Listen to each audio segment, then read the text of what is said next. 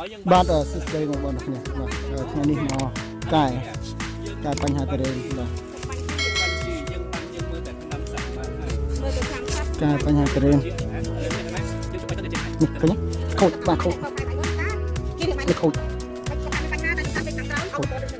การทำงานในเพจต่อที่โยนนะครับย้อนพิกนะครับ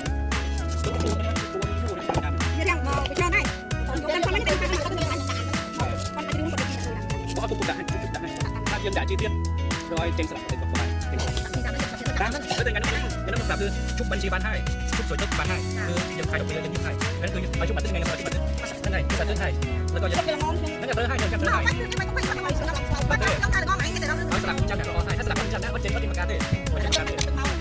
บาทที่ขึ้นคุณจันทร์เนี่ยอันนี้เป็นจริงท่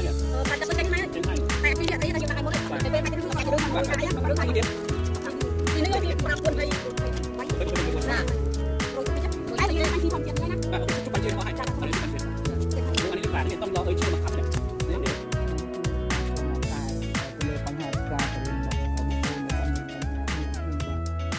បញ្ហាដួងទីគឺយើងជាយើងត្រូវជាវាអត់ខាងដួងហ្នឹង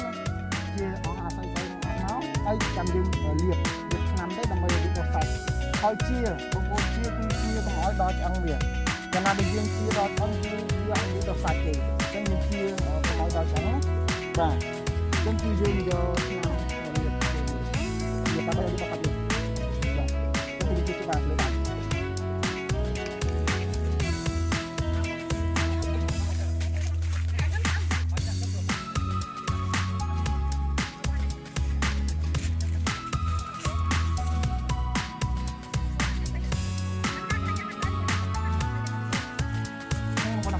បងប្អូនណាដែលមានបញ្ហាសលើសរេងបញ្ហាសរេងមានបញ្ហាដួងមានបញ្ហាប្រេះដើមមកពីហូរទឹកអានេះគឺអាចកែជំនាញបញ្ហាជារបស់យើងបានគឺយើងអាចចុះទៅកែដល់ដំណាំរបស់បងប្អូនបានគឺទៅលើបញ្ហាប្រេះដើមបញ្ហាទឹកហូរតាមដើមបញ្ហារោគផ្សេងៗគឺយើងចុះមកកែ free បាទអញ្ចឹងគឺសម្រាប់បងប្អូនអ្នកគ្នាដែលតាមដានវីដេអូនេះគឺអាចជួយ share នេះមួយដើម្បី